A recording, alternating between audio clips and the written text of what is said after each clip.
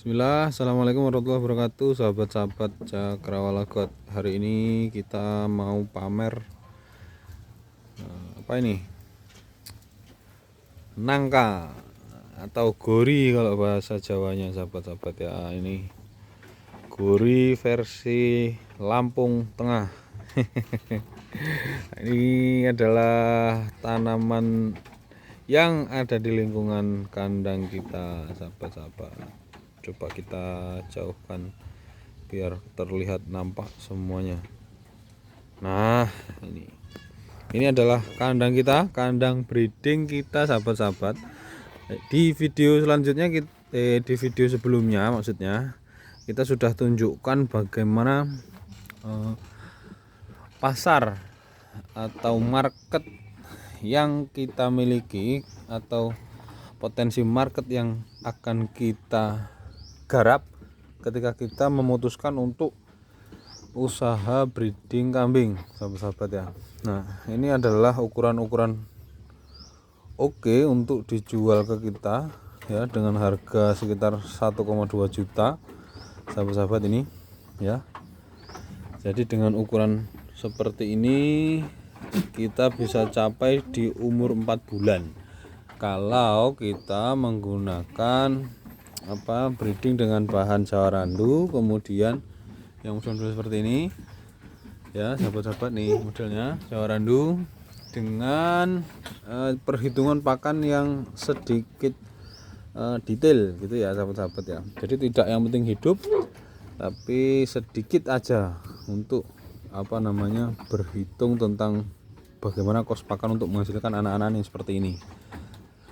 Nah, ini sahabat-sahabat ya, yang perlu ditekankan, usaha breeding itu adalah usaha yang kita lakukan untuk mendapatkan individu baru ya. Nah, tentunya dengan cara apa? Dengan cara menyiapkan faktor-faktor yang dibutuhkan atau bahan-bahan yang dibutuhkan untuk menciptakan individu baru ya. Ini sahabat-sahabat ya, pejantan atau kambing jantannya. Kemudian yang kedua ada kambing betinanya, kan gitu sahabat-sahabat ya. Yang ketiga, tidak mungkin kita liarkan, suruh makan tanaman orang-orang lain gitu kan, tidak mungkin. Jadi kita harus siapkan kandangnya ya, satu kambingnya jantan dan betina yang siap produksi. Kemudian kandang kita setting supaya kandang itu nyaman untuk mereka, supaya nyaman juga untuk kita, karena selain nyaman untuk kambing, kandang juga harus menjadi fungsi kenyamanan bagi yang pelihara. Nah, nih seperti ini sahabat.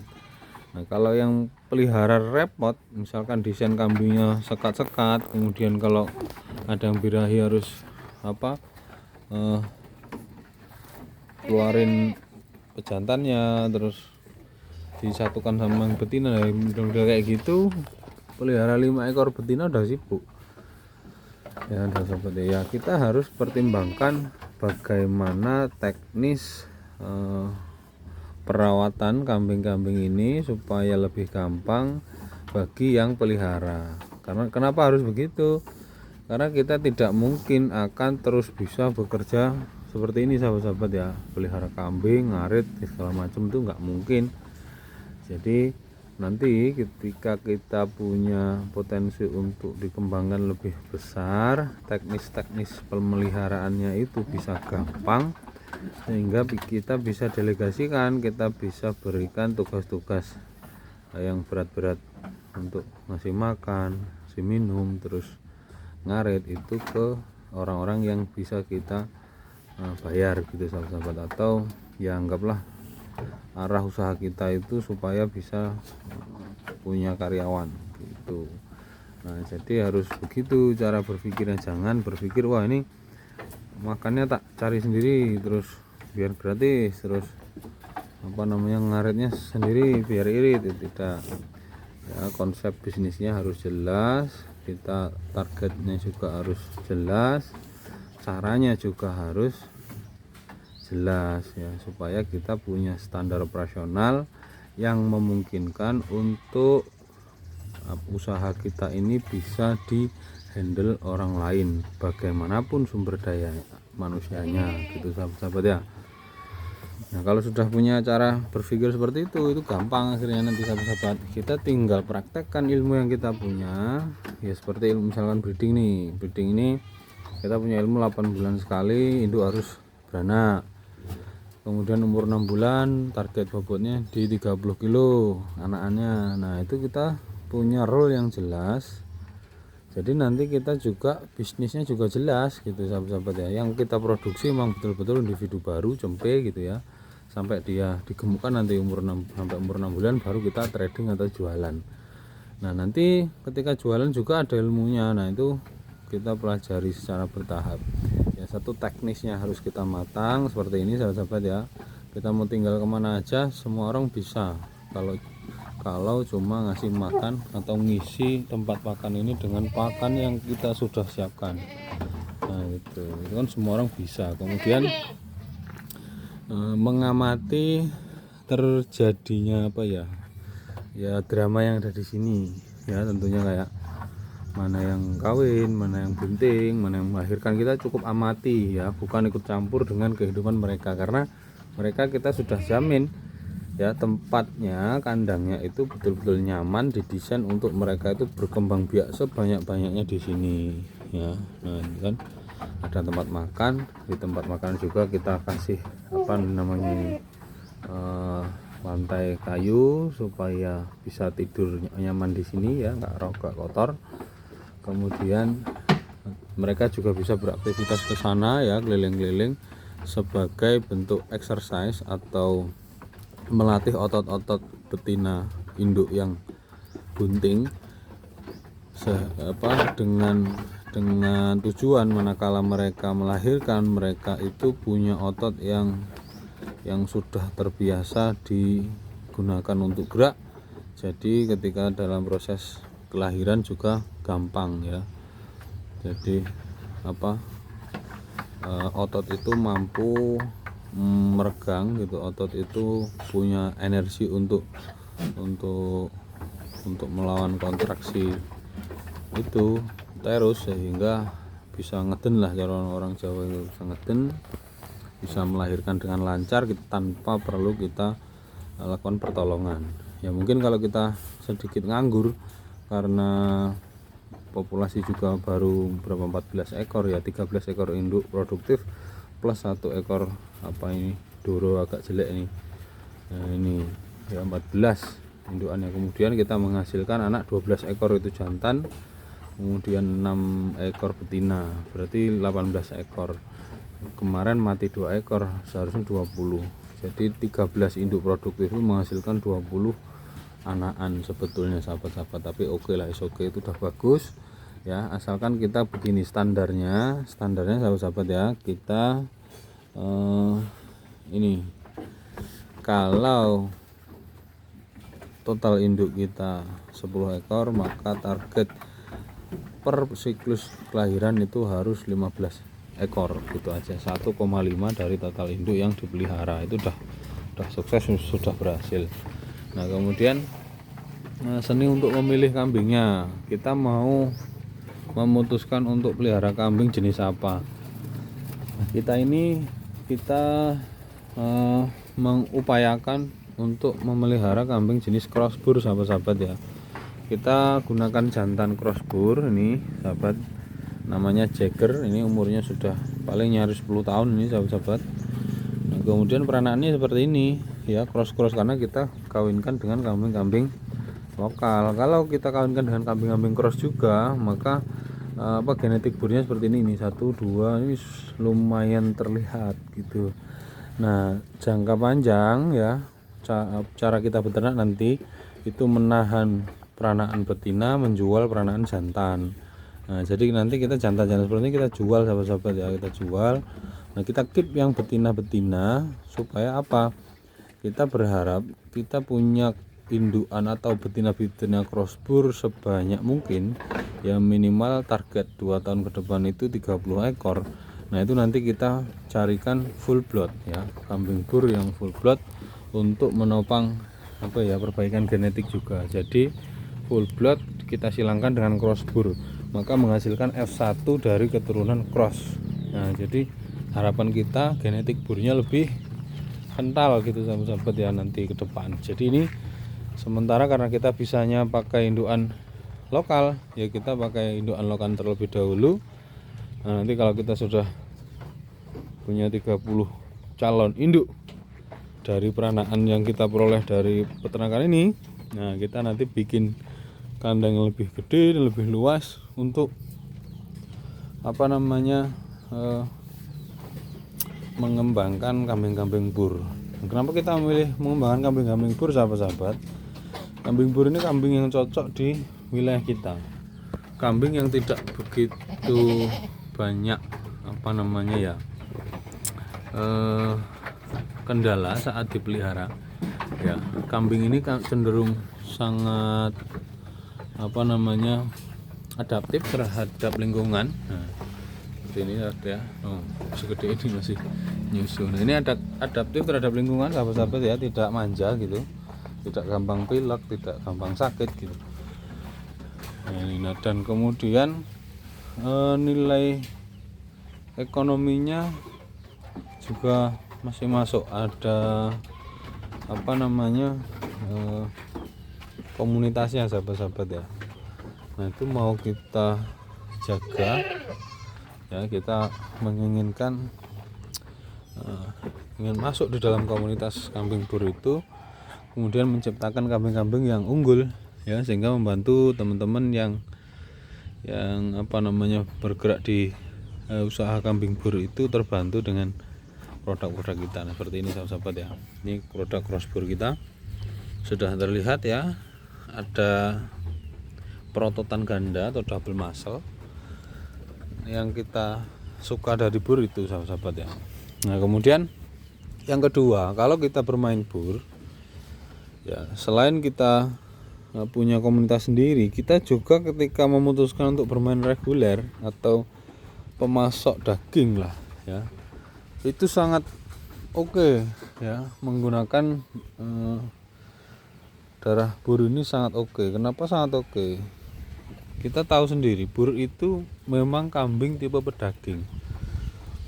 Nah, ketika kita pelihara kambing tipe pedaging, maka potensi kita untuk memproduksi daging ya akan meningkat. Misal begini, proporsi dari tubuh kambing itu biasanya sahabat-sahabat ya, 40%-nya itu karkas ya. Karkas itu kambing disembelih, dibuang kepala, kulit, jeroan, kaki, itu namanya karkas ya. Nah, persentase karkasnya itu tinggi sahabat kalau bur. Kemudian imbas dari persentase karkas tinggi, nah nanti persentase dagingnya juga tinggi. Nah, ini jenis kambing yang sangat oke jika kita kembang biakkan untuk menggarap pasar lokal atau pasar yang permintaannya daging ya, daging konsumsi. Nah, berbeda dengan kambing-kambing tipe yang seperti itu, Jawa Randu, kemudian tipe ya gambarannya kayak kambing perah lah. Nah, itu beda. Kita produksinya juga tidak mungkin bagus dari sisi daging. Nah, itu makanya kita bisa bermain di aspek manapun sahabat-sahabat ya. Nanti di daging lebih optimal, nanti ketika penjualan kita masuk di komunitas juga harganya oke gitu sahabat ya. Kemudian juga termasuk kambing yang bisa untuk kontes dan ada eventnya. Nah, pemenangnya kita di situ sahabat-sahabat ya. Jadi kita garap itu, tapi memang secara dwiguna tidak optimal ya. Dwiguna itu kambing yang bisa untuk pedaging juga bisa untuk produksi susu. Nah, yang terbaik itu sebetulnya itu sahabat-sahabat ya. Cuma kita pertimbangkan terkait wilayah kita. Nah, ini contoh sahabat ya nih. Ini pagi hari jam 9 ya, matahari terik, ya, langitnya tanpa awan sama sekali. Ya, bisa dibayangkan bagaimana cuaca di Lampung Tengah, khususnya di Kecamatan Bumi Nabung, luar biasa panas. Jadi kalau kita pelihara kambing perah di kondisi seperti ini ya capek ngobati sahabat-sahabat ya, yang pilek, yang ya pokoknya cuaca ekstrim di sini tidak begitu menguntungkan bagi kambing perah. Nah, kira-kira gitu sahabat-sahabat ya. Nah, jadi gitu sahabat-sahabat gambaran kenapa kita harus melakukan ternak breeding kambing ya, dengan memilih genetik kambingnya itu bur ya. Kita mau mereka memproduksi daging, kita mau mereka memproduksi peranan-peranan bagus yang bersaing di pasar nanti di marketnya ya. Kemudian kita menginginkan kambing-kambing kita ini jadi kambing-kambing unggul ya. Petani, masyarakat yang menginginkan pelihara kambing bisa memperoleh kambing-kambing bergenetik unggul di tempat kita. Nah, tentunya karena kita ada keterbatasan modal, maka bisnis kita tidak bisa running secepat yang dibayangkan gitu ya. Jadi pelihara kambingnya ya cuma 14-15 ekor gitu kan, indukannya ya. Jadi ya enggak apa-apa ya, modal itu hanya mempercepat jalan perkembangan bisnis ya, tapi bukan berarti kalau tanpa modal tidak bisa berbisnis. Dan ini sahabat-sahabat perlu diketahui bersama bahwa kambing yang ada di sini semuanya adalah kambing orang ya, bukan kambing kita sendiri. Kita hanya sediakan kandang, kemudian kita diisi kambingnya oleh orang lain, kemudian kita gunakan manajemen yang bagus dengan harapan output dari ini bisa maksimal, kemudian kita bisa bagi hasil dengan pemilik kambingnya. Nah, kambing kita sendiri cuma satu itu contohnya, ini yang ini nih, ini yang awalnya kita gaduhkan terus dipulangin. Nah, kambing kita cuma itu, sisanya semuanya overall itu adalah kambing-kambing gaduh sahabat-sahabat ya. Bukan gaduh, itu kita kerjasama, kita punya kandang, ada orang punya kambing taruh di sini, sebetulnya kita bukan beli sendiri ya. Begitupun kandang fattening yang di sana sahabat-sahabat ya, juga demikian. Jadi sebetulnya saya ini hanya modal ngoceh bau, nggak kuat beli kambing sebetulnya. Nah, hanya beruntung punya kolega, punya rekan, punya saudara yang punya visi yang bagus ya, punya karakter yang bagus, punya mental bisnis yang kuat. Jadi saya terbawa sahabat-sahabat ya, yang awalnya hanya modal ngoceh ngonten dengan maksud hati ingin mengcounter channel-channel YouTube yang menyebar informasi tidak jelas ya, informasi menyesatkan, jauh dari ilmiah. Nah, sedangkan pelihara kambing ini kan hewan hidup sahabat-sahabat ya, secara ilmiah bisa dibuktikan kalau kambing pengen gemuk ya beri pakan yang bagus ya, jadi begini-begini nanti gemuk. Kalau pengen nggak gemuk ya pakannya nggak usah bagus-bagus gitu ya, yang penting hidup. Nah, gitu. Itu kan sesuatu yang sudah pasti terjadi gitu sahabat-sahabat. Maksudnya gimana ya, kambing ini adalah makhluk hidup yang bisa kita treatment sesuai dengan apa yang sudah menjadi teori yang sudah ada gitulah. Pokoknya yang sudah menjadi kesepakatan bersama sejak dulu gitu ya. Kayak contoh kebutuhan bahan kering kambing terhadap pakan itu 3% dari bobot tubuh. Nah, itu kan kesepakatan yang sudah ada sejak dulu sahabat ya. Sejak manusia itu sudah berpikir tidak memburu hewan untuk dimakan, tapi memeliharanya sebagai stok hidup gitu, livestock gitu. Nah, gitu. Jadi sudah ada ilmu peternakan itu sudah sejak zaman dulu. Nah, kemudian ada orang-orang, karena ada YouTube semua orang bisa ngomong, semua orang bisa bicara ya. Jadi kadang apa yang disampaikan bertolak belakang dengan apa yang sudah menjadi konsensus atau kesepakatan bersama para cendekiawan peternakan gitu ya. Jadi kayak apa, makan misalnya kambing makan onggok aja bisa mati, kemudian kambing dikasih rumput odot bisa apa kurus dan mati dan lain-lain. Itu kan sebetulnya karena sesat pikir kita yang tidak bisa tidak bisa memelihara kambing sesuai dengan yang seharusnya, artinya tanpa ilmu yang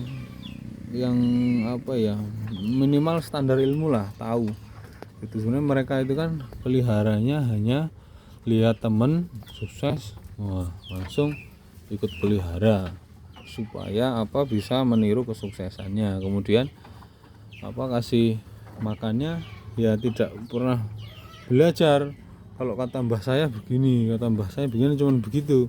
Sedangkan ini adalah ilmu dunia sahabat-sahabat ya, peternakan ilmu yang setiap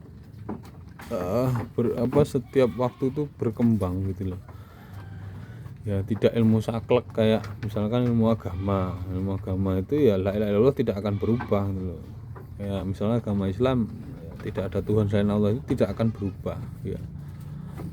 Itu kan redaksinya, esensinya itu nggak akan berubah. Tapi kalau ilmu peternakan adalah ilmu yang ya memang ilmiah, bisa dibuktikan gitu ya, tapi metode pembuktiannya kan juga tidak membatasi akan adanya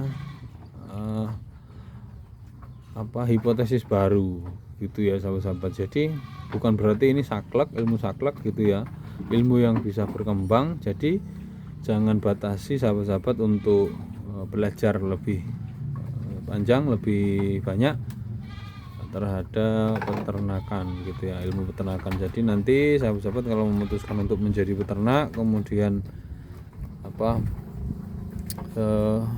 memutuskan untuk menjadikan peternakan sebagai usaha yang menopang kehidupan sahabat-sahabat sekalian, maka diperlukan skill, diperlukan ilmu, diperlukan pengalaman yang didapatkan dari orang-orang yang sebelumnya pernah melakukan sahabat-sahabat ya.